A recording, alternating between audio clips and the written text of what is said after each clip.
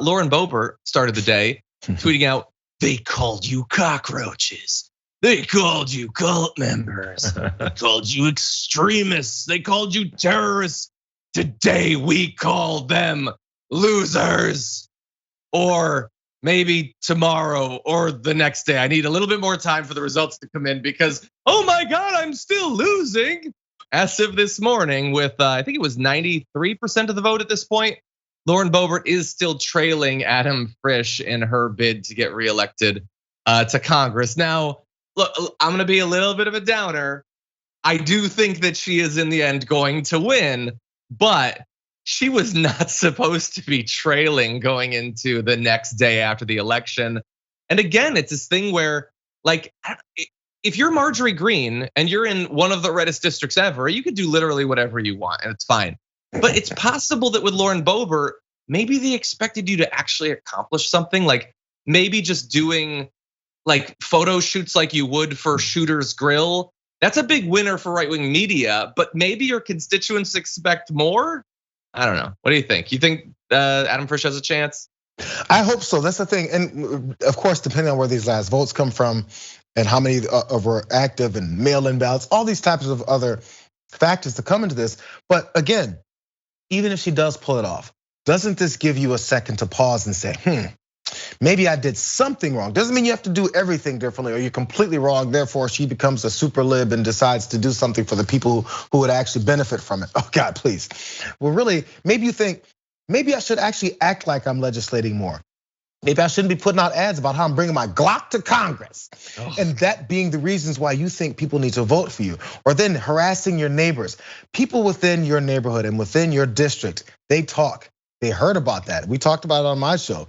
How she and her husband are like pariah. People don't like you. Do you think they want you to be in any kind of position of power and influence over their lives any longer? I guess to a certain degree, people are still there with it. But if you're expecting something different where she puts out tweets like she did beforehand and she's looking at this battle for her position like this, there has to be a moment when you go, I did something wrong.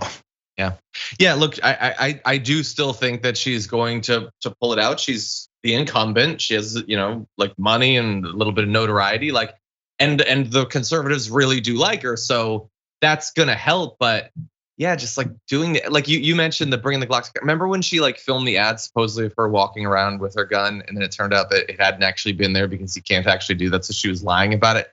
It's just like you are a clown in a book. That's what you are. Yeah, and by the way, you can't talk about inflation, the border, our economy, jobs, and all this stuff. Talk about it, but then not say anything else except for look at this, look at it. I'm looking at it. What are you gonna do? What are you there for? I can sit here from my couch and say, look at the economy, look at inflation, look at my grocery bills. I'm not in a position to do anything about it from at least her position. So you're there for a reason. Be there for that reason. Yeah, well, she's there to raise the alarm on the startling increase in people majoring in lesbian dance theory. That's apparently what she thinks. Oh, hold on, really? Okay, we have other stuff to move on to. Isn't that crazy?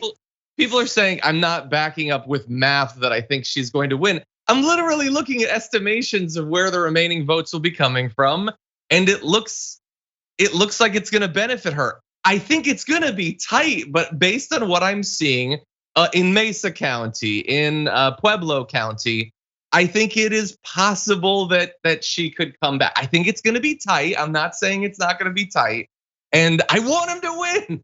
Not a traitor, everyone back off. But John, this is just my gut. I'm looking at the estimations of remaining votes.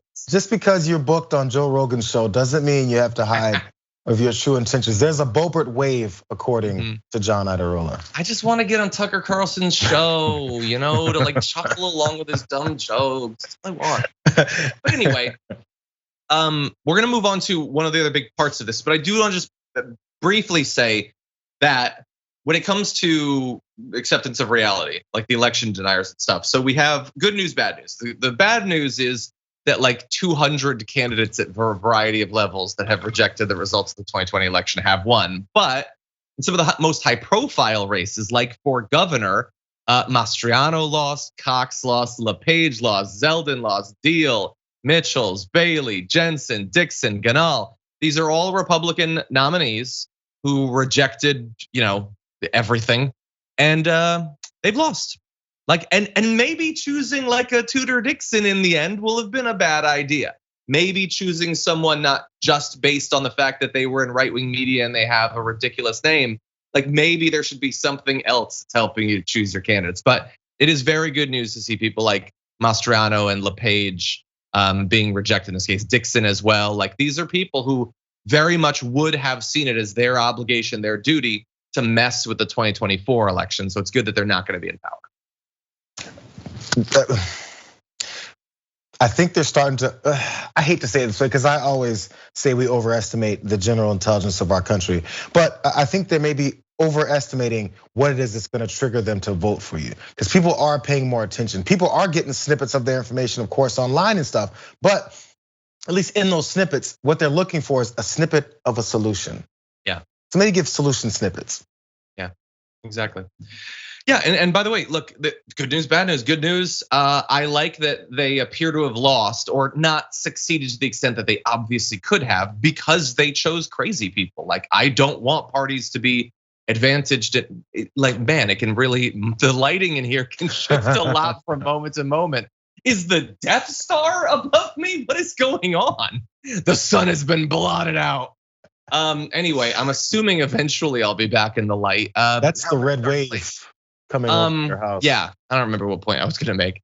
Also, by the way, it turns out that abortion, defense of democracy, these are issues that people actually did care about. And I'm not just saying that because the Democrats did better than I thought. Like, you look at the actual exit polling and people did care about that.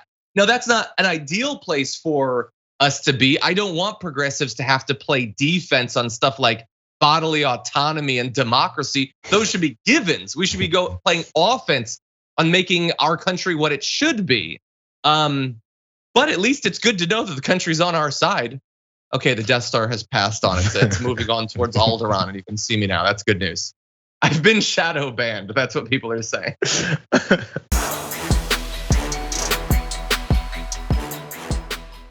For more political news, breakdowns, interviews, stories of activism, and me trying my hardest to care about the occasional big celebrity news story, subscribe to our YouTube channel at youtube.com/The Damage Report. And you can ring the bell wherever it is so you don't miss anything.